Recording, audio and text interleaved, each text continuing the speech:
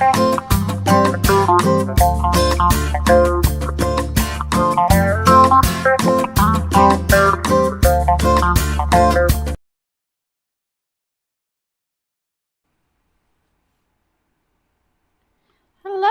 and welcome to this evening's class on nodes.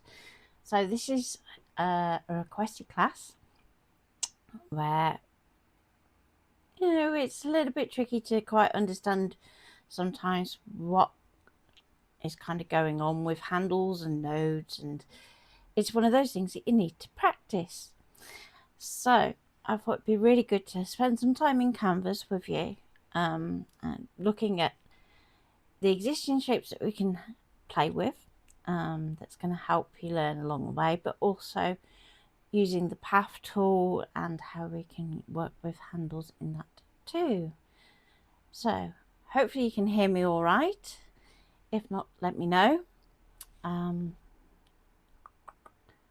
any comments, I'm sure Ian will be passing them on, and so just feel free to say hi, let me know you're watching, and if you have any questions, want me to pause and go back over something. What I will say is there is about a 30-second delay between what I'm doing and when you see it. So if you do ask a question, try to be as clear as possible, just so that I can backtrack a little bit. Okay, so I thought I'd start with a basic shape, and you're going to want to go for something that's got curves on it. And we're just going to click and add that to the mat. Now, I'm going to zoom in a little bit so that we can see this a little bit better. So what I did to do that is just press and hold Alt, and if you're working with a trackpad, 2 fingers, and you can zoom in and out, and then press and hold space to pan around your page. Now, when we see a shape like this, that's just the shape is selected. If we then click again, we're going to see the nodes. So this is where we can actually start to edit the actual shape itself, rather than just the size or the rotation of it. Each of these blue points here is a node, and it's basically saying that when the blade gets to that point, it's changing direction. Okay, the currently selected node is always aqua, best way of describing it. And you will have an aqua handle this end and one here, and this line here, although it's a bit difficult to see, has a really thin aqua line to it, so that's saying that that bit is active. So if we go to path editing tools at the top and we go add point, it's going to put it halfway on that selected line. So it doesn't matter which bit that line you choose, it'll always put it halfway of that blue line. We can then edit that shape. So if we want to go and drag this handle here, it's always going to have those handles evenly spaced as default. Now if we go up to the top here, we have symmetrical handles and it's blue. If we untick that, it then goes back to its sort of grey colour. Then we can actually edit these one at a time, and it breaks the link. So what does that mean? That means we can make points, and that's when our node becomes a cusp node. So let's really exaggerate it. So the longer your handles are from your node, the longer it's going to follow that trajectory before getting influenced by the next handle in the section. Okay, so if I go like this, it's going to go right, I've got to follow that much longer than this little handle here. Now if we move that so it's of a similar length, you can see, okay, but I've also got to follow that for the same amount, so it's going to curve it back on itself. So that way we can start to create really complex shapes from this really basic starting point. So let's put this a little bit more sensibly back here. So we've got a nice little flourish bit just there. Okay, and it's gone slightly wonky. So let's just move that back there. And it kind of looks like it's a bit of a fancy corner. Now, again, we'll go on this node here. So that's our aqua node. We make sure that we've still got symmetrical handle turned off up here. So we're going to take that handle and we can move it right angle. Like so. But we can do the same to this handle here. So right angle this way. And we've inverted that corner. So there's nothing super fancy. All we've done is just change the angle. And so long as the distance remains the same, we know that we've got pretty much a rounded corner.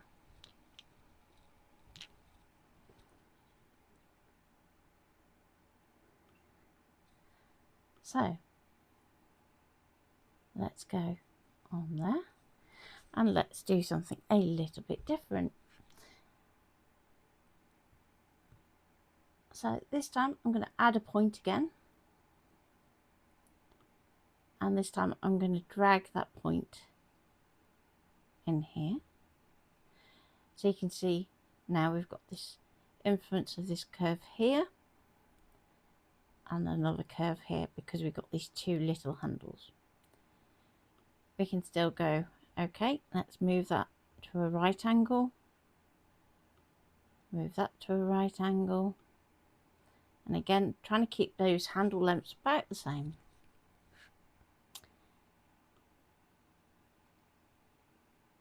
So now we could go like that, but we can also start to play a little bit. So this time let's take that so it's more like that, and whatever we do on one side we'll even it up so we've got a bit more of a shell-like curve.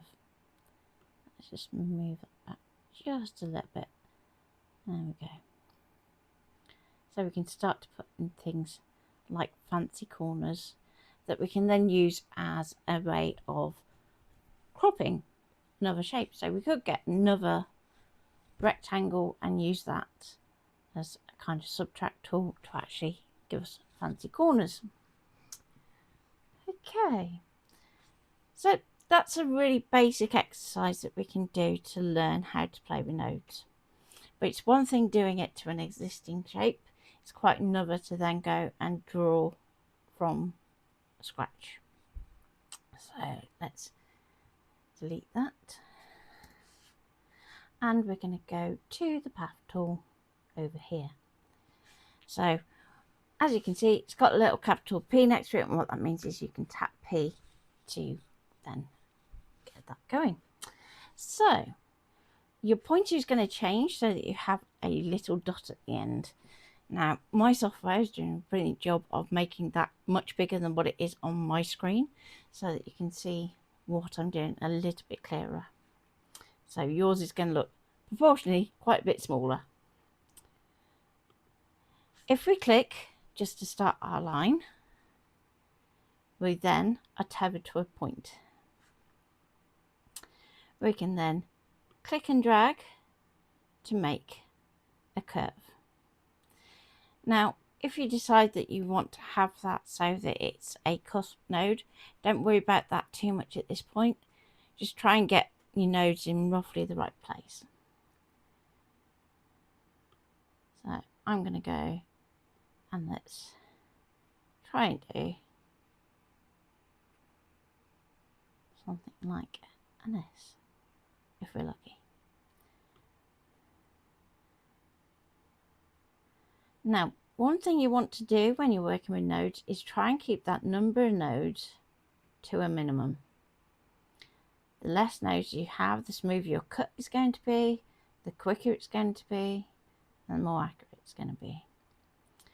Okay, so I know for this next point I could do with actually raising it so that I have a handle there, but I'm also doing a corner.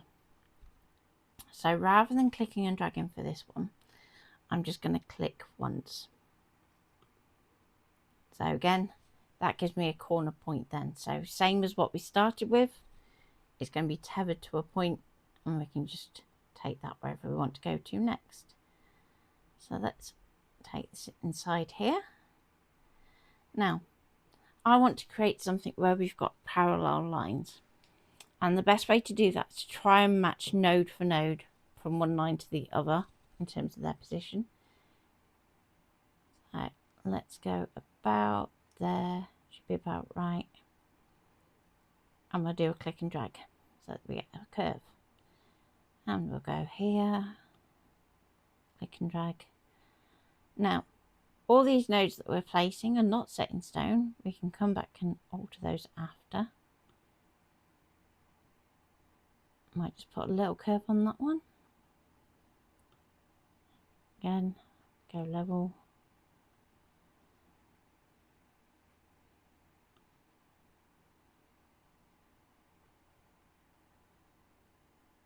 And this time we're going to go for a corner again. So just get roughly in the right place. And let's go there. And finally, on this last point, we can click our first point, and that's going to complete the shape. And you're going to know that it's closed because that blue line appears and you go, right, okay, that's a closed shape. So let's click it again. And now we can see our handles a bit better.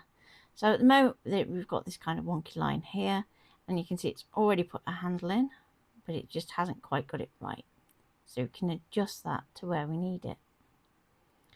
So to adjust the handles, all I'm doing is literally clicking and dragging. There's nothing fancy in terms of key presses. It's just a case of just move them. Where you can see that you've got this bigger curve here, you can see we've got little handles on the smaller curves. So that's a really good example to show the difference that those handles are making. This one here, I'm going to move. Now, if you are looking to create shapes that have as smooth a curve as possible, ideally what you want to see is that these handles are either sitting vertically, horizontally, or at 45 degrees. And so long as they're doing one of those things, you should have a really good smooth curve. Just going to drag out the handle there, just a little bit. And then we have this. Okay, so far so good. What if you want to then go and add a little bit more on that shape, which you can do. So we might do it as a separate shape. So let's get the path tool again. Now when we hover over a shape that's already there, you're going to see that you get a point where it goes to like a little blue square. It's a bit difficult to see because the mouse is being enlarged on our screen, but literally as you hover over, it's going to switch, so there's a little blue square that goes around the node. So then when we click, we know that it is exactly on that point. Okay, same again here. If we hover over the next point, it's going to go blue again. So I'm going to do that. Now we have some decisions to make. So I'm going to take that so it's straight, go at roughly a right angle. Now I want to create a curve in here. So what I'm actually going to do is just take that as a 45 degree.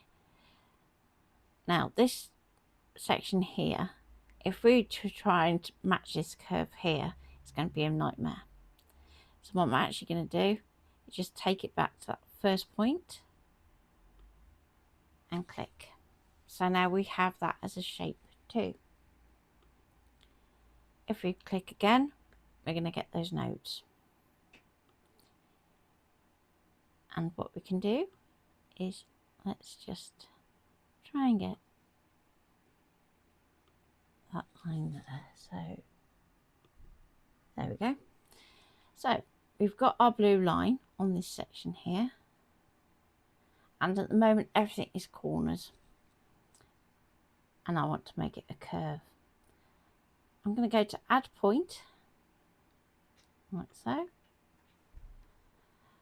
And up here, you're going to see at the moment it's saying that it's straight because it's on a straight line. When we've added that new point, it's going to assume that you want it to go straight. I want it to go curved. So then it's going to give me handles.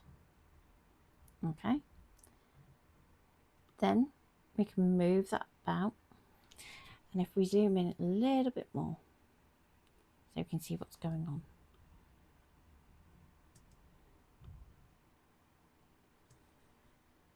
Okay. So we can move that handle there. So we get a little bit of a curve here. And we've got a handle up here because it's done that add curve feature. We just want to drag that handle back on top of that node because we want to keep that as a corner. I'm just going to move this so that it is in line with that path there. And again, that one we want to do as a curve. So even though it joins this point here, and we want to take that handle back and click that on that node, this handle here is the one we want so that we can finish off that curve. So now you should have something that looks like that. So if we go and select both shapes,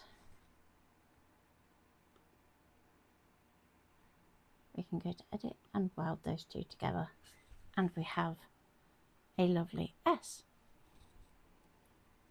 And you can fiddle and play as much as you want with that S to then get it how you want it. So let's zoom out a little bit. There we go. Any questions so far? No. Brian asked what the software was, but I've answered that in the comments. It's the ScanNCut. We did ask for the silhouette, but I don't know if you've got the silhouette software installed on that one to show the difference. But it is transferable, so. Yeah, basically any vector software will work more or less exactly the same as what I'm showing. So this could just as easily be Illustrator, it could be Affinity Designer, it could be Inkscape, it could be Silhouette Studio, Design Space. They all will essentially work on that same principle of either being a corner node, a curve node, or cusp node for when we're doing those acute curves. So they're all basically the same.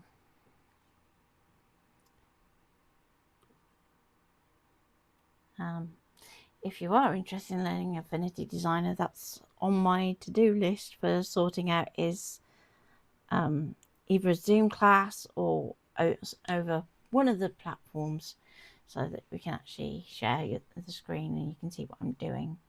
So if that's something you're interested in, that will be occurring shortly.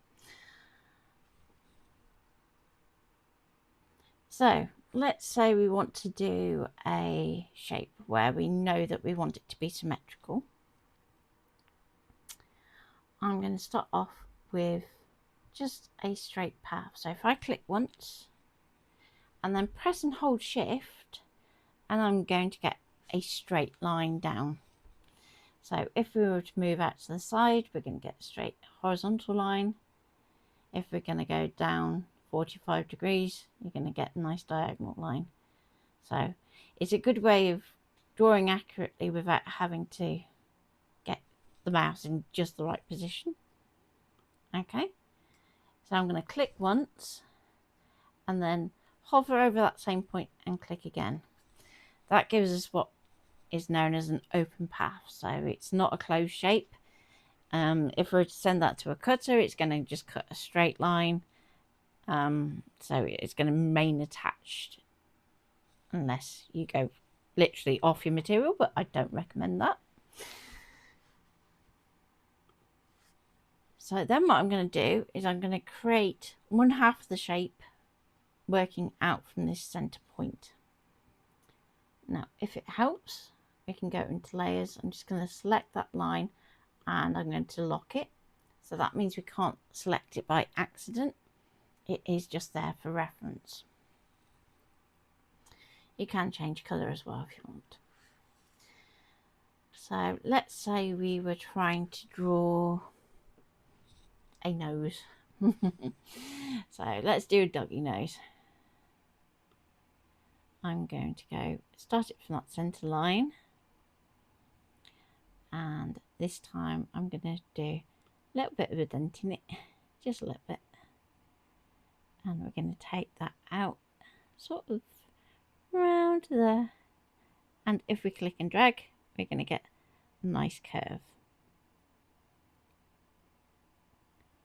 So again, I'm going to go down to about here, can do a little curve, and down here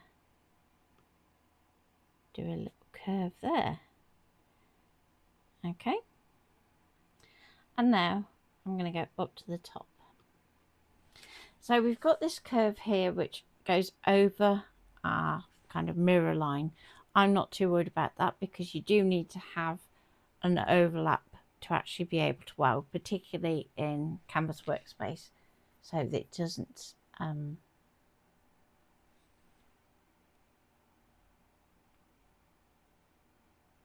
throw an error. I think Tracy's struggling to find us, Lou. Can you help her out a bit? Is she in this side? Is she in the school? Yeah. Oh, she's sitting in the lounge. What's she doing? Okay, so once we've done that shape, what we need to do is duplicate it and flip it.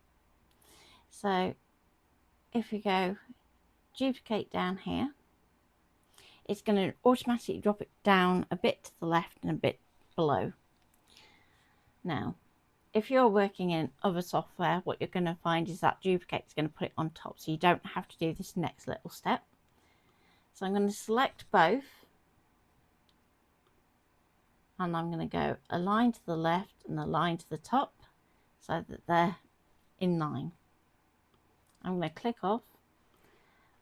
Right, for everybody else who's working in every other bit of software, this is where you can join back in. So with that duplicate, we're going to flip it, and then we can move and line up like so, and then we can weld, and we should have a nose, very roughly. So if I take our line out of the way now, I'll just hide it. We can see that there's just a little bit here where I didn't quite get it on the line, but we can fix that. Let's click it once to activate it, click it again to get to the nodes. If you're working in other software, usually it is just an A letter press on the keyboard to get to those nodes. Canvas is a little bit different in that respect. So I'm just going to zoom in a little bit, because if we look in here, we've got quite a few nodes in that little notch. And that's when we can start to hear our machine kind of judder, which we don't want to have happen. So you can see we've got about 7 nodes in there, and we only actually need 1. So if we click a node, it's going to turn blue, and we can go and delete the point. And delete the point, and then we're ready to go. Keep trying to do the other key press, but I'm not wanting to play ball tonight, making it work hard. Come on, zoom out.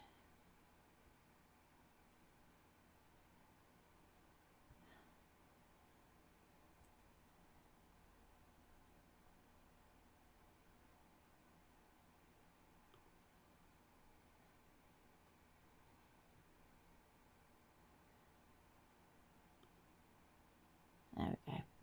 So if ever you get stuck with the zoom, if you go to display and then zoom to all objects on mat, then you can get that to just ping back in to where you need it to.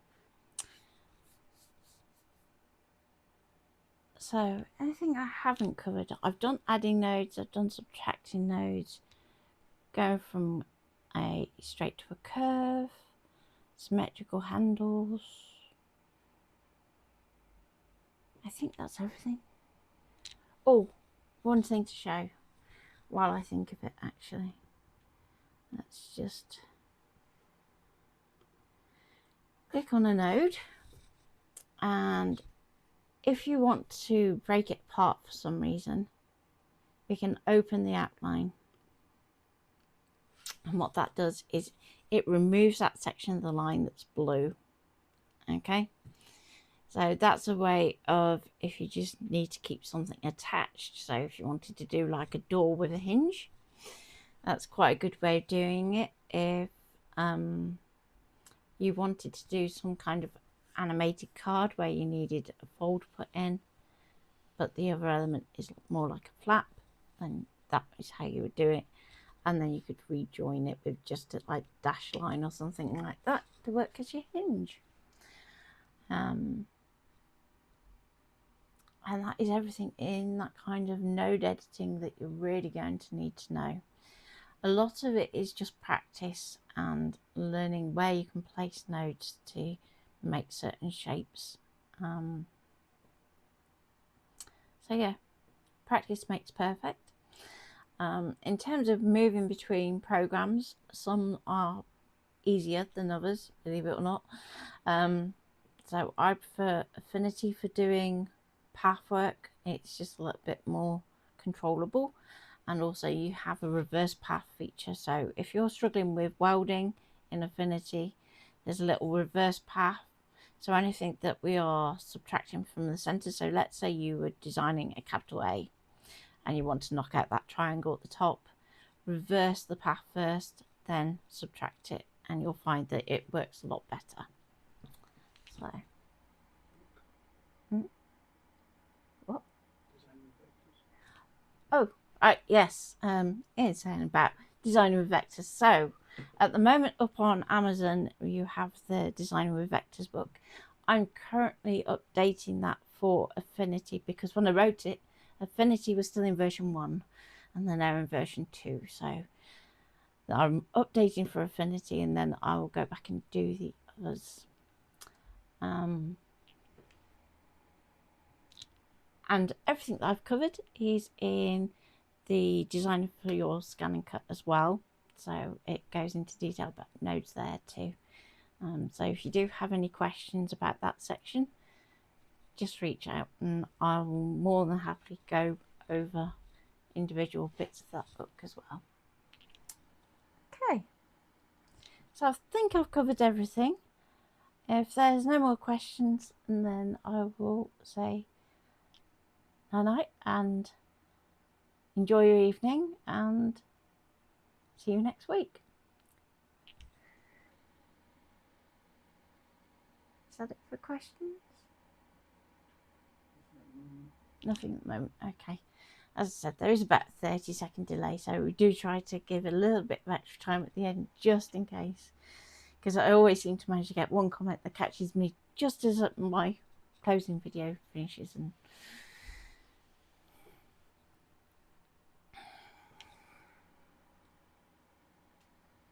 all good? Okay. Thank you for joining me, and I will see you soon. Take care for now, and bye.